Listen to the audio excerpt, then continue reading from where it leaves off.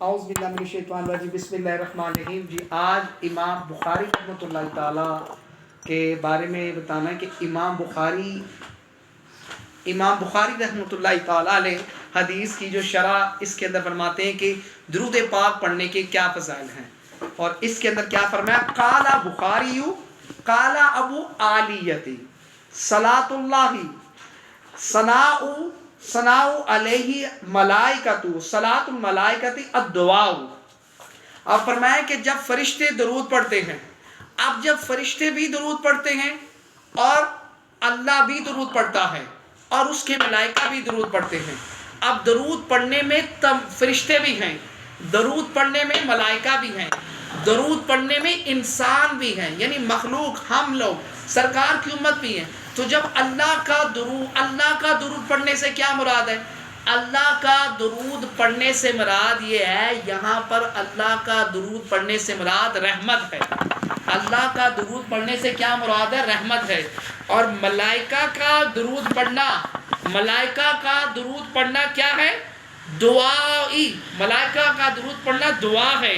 اور کالابو عیسیٰ و المسیح رویہ انصفان سوری وغیری واحد من اہل علم ہی صلاۃ رب رحمت. اور رب کا درود پڑھنے سے کیا مراد ہے؟ رحمت. رب کا درود پڑھنے سے کیا مراد ہے؟ رحمت ہے. اور فرشتوں کا درود پڑھنے سے کیا مراد ہے؟ دعا. رب کا پڑھنا کیا ہے؟ رب کا پڑھنا رحمت ہے اور فرشتوں کا پڑھنا دعا ہے. اب اس کے بعد آگے کیا فرمایا کہ رویہ مسلم، امام مسلم نے بھی اور امام بخاری نے بھی اس حدیث کو نقل کیا ہے. اور اس حدیث کے راوی کون ہیں؟ حضرت عبداللہ عمر بن عاص رضی اللہ تعالیٰ سے روایت ہے. یہ صحابی رسول ہے، ان کے ذریعے یہ ہم تک بات پہنچی ہے. حضرت عمر بن عاص رضی اللہ تعالیٰ کے ذریعے ہم تک یہ بات پہنچی. تو اب یہ ہوگی سند. اب یہ سند ہے. اب ان کے ذریعے ہمیں جو روایت پہنچی، کیا فرمایا، انا سامع رسول اللہ صلی اللہ علیہ وآلہ وسلم یقول من صلی علیہ صلاۃ صلی اللہ علیہ بعشرہ.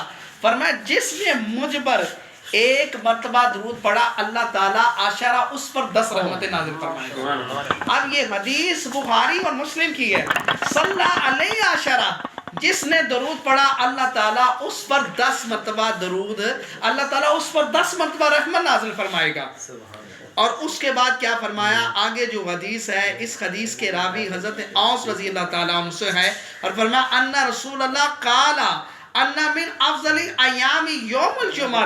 فرمایا افضل کیا ہے؟ فرمایا افضل یہ ہے کہ فاکثروا علیہ من صلاتی. فرمایا کہ تم جمعے کے دن مجھ پر درود کی کثرت کیا کرو. پھر اس کے بعد فرمایا فإن الصلاۃ مورد علیہا. فرمایا کیا آپ کے بعد وصال کے، یعنی دنیا سے ظاہری طور پر پردہ فرمانے کے بعد بھی، فرمایا کہ کیا کیف تورد، فرمایا آپ تک درود کیسے پہنچے گا؟ فرمایا جب قبر میں جایا جائے تو پھر فرمایا کہ انبیاء کی جو ہے، فرمایا حرما انبیاء، اللہ نے مٹی کو حرام کر دیا ہے کہ وہ انبیاء کی اجسام کو کھائے. انبیاء کے جسام کو نہیں کھاتی. انبیاء کے جسام تو پھر وہ ماورا ہے، جو ان کے غلام ہیں، ان کے غلاموں کا بھی مٹی نہیں کھاتی ہے. وہ تو پھر امام الانبیاء ہیں اور نبی ہیں، اور نبیوں کا تو مقام پھر اعلیٰ ہے جس کی وجہ سے ساری کائنات بنی ہے.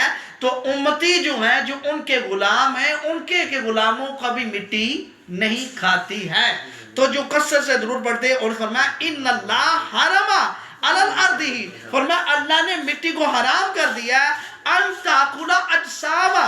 فرمایا کہ وہ انبیاء کی مٹی کھائے، اللہ تعالیٰ نے مٹی کو حرام قرار دے دیا کہ وہ مٹی نہیں کھائے گی. اور آخری جو حدیث ہے اس کے وہ بخاری اور امام طحاوی رحمۃ اللہ تعالیٰ علیہ، اور اس حدیث کے راوی حضرت ابو ہریرہ رضی اللہ تعالیٰ عنہ ہے. اور یہ حدیث آپ نے سنی ہوئی ہے لیکن عربی میں آج سن لیں. اور فرمایا کالا زائمہ انفو، فرمایا وہ خاک آلود ہو، فرمایا کہ اس کی ناک خاک میں مل جائے. اب وہ زامیہ لغت کھول کے دیکھیں، زامی کا معنی جو ہے اس کی ناک خاک میں مل جائے. اور فرمایا کیا؟ فرمایا ذکرتو اندہ فلم یصلی. فرمایا جس کے سامنے میرا نام لیا جائے مجھ پہ درود نہ پڑے، وہ ہلاکت میں چلا جائے. فرمایا کون ہلاکت میں؟ فرمایا ذکرتو اندہ فرمایا جس کے سامنے میرا نام لیا جائے اور مجھ پر درود نہ پڑے وہ ہلاک ہو جائے. اور فرمایا اس کے بعد فرمایا وَزَامَ أَنْفُ رَاجِلِ دَخَلَ عَلَيْهِ عَشَرًا، اور جس نے رمضان دَخَلَ عَشَرًا، جس نے رمضان کا ایام پائے اور اپنی بخشش نہ کروا سکے، فرمایا وہ بھی ہلاک ہو جائے. اور پھر اس کے بعد کیا فرمایا وَزَامَ أَنْفُ رَاجِلٍ أَدْرَكَ عِنْدَهُ أَبُوهُ، اور جس نے ماں باپ کو پایا اور ماں باپ کو پا کر ان کو راضی نہ کر سکا، فرمایا وہ بھی ہلاک ہو جائے.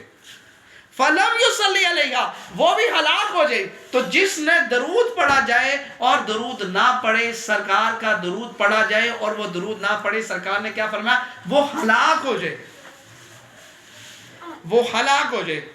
تو یہ سرکار، یہ حدیث پاک بخاری کی اور آخری حدیث جو ہے وہ میری متن ہے. اور اس کے اندر کیا فرمایا، حضرت ابو ہریرہ رضی اللہ تعالیٰ سے روایت ہے اور فرمایا قَالَ مَا جَلَسَ قَوْمُهُ، قَالَ مَا جَلَسَ، جالسا فعل ہے اور قوم اس کا فاعل ہے. یہ حالت رفع میں اس لیے کہ اس کے پرپیش اس لیے یہ جالسا کا فاعل بن رہا ہے. تو جالسا فعل ہو گیا اور قوم اس کا فاعل ہے اور فاعل مرفوع ہوتا ہے. اس پر پیش قوم پر کیوں آئی ہے کہ یہ جالسا کا فاعل ہے. تو اب مجلسہ، اور مجلسہ پر نصب کیوں آیا ہے؟ مجلسہ مفعول بھی ہے اور مفعول بھی حالت نصب میں ہوتا ہے. اب فرمایا کہ اب یہاں پر کیا فرمایا ما جالس قوم مجلسن، فرمایا کہ جو قوم بیٹھے میرا ذکر کرے، اور فرمایا لم یذکر، جو بیٹھے محفل بیٹھے، ما جالس قومی، فرمایا جو محفل لگے اور محفل میں لم یذکر اللہ، اور میرا ذکر نہ کیا جائے اور اس کے اللہ کا ذکر نہ کیا جائے، لم یصلی علیہا، اور اللہ کا ذکر بھی نہ کیا جائے اور سرکار پر درود بھی نہ پڑھا جائے، فرمایا اللہ، اب اللہ حروف تنبیہ ہے، کانا علیہم، اور علیہم یہ کانا کا اسم ہے اور تراہو یہ حالت رفع میں کانا کی خبر ہے. فرمایا کہ وہ دیکھے گا یوم القیامتی، کیا دیکھے گا؟ فرمایا فَإِن شَاءَ عَذَّبَهُ، اللہ چاہے اسے عذاب دے، فَإِن شَاءَ، اور اللہ چاہے تو اسے بخش دے. اللہ چاہے تو اسے عذاب دے اور اللہ چاہے تو اسے بخش دے. تو سادہ لفظوں میں یوں کہیں کہ جب آپ کسی سے ملاقات کریں اور ملاقات کرتے وقت آپ کی جو ملاقات ہے یہ ایک محفل ہے اور اس محفل میں آپ اللہ کا ذکر بھی نہ کریں اور سرکار پر درود بھی نہ پڑھیں، تو سرکار نے کیا فرمایا؟ فرمایا فَإِن شَاءَ عَذَّبَهُمْ، اللہ چاہے تو، شاء یشیع، شاء یشیع کا معنی چاہنا ہے، اللہ چاہے تو عذاب دے.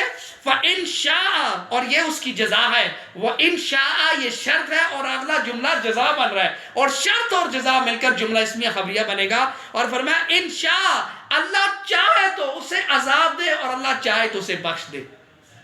تو اس لیے اپنی محفل کے اندر جب بھی کسی ملاقات کریں اس میں کم سے کم اللہ اور اس کا رسول کا ذکر کریں تاکہ اس کے فیض و برکات ملیں. اور یہ حدیث ترمذی شریف کی اور وقال حسن، اور امام ترمذی فرماتے ہیں اس کی سند حسن ہے. اب وہ موضوع بہت لمبی طویل چلے گا، حسن حدیث کیا ہوتا ہے، حسن لذاتی، حسن لغیری، وہ انشاءاللہ پھر ملاقات ہوگی. اللہ حضور علیہ السلام کے نبی پاک کو اپنی بارگاہ میں قبول و منظور فرمائے. صلی اللہ علی محمد.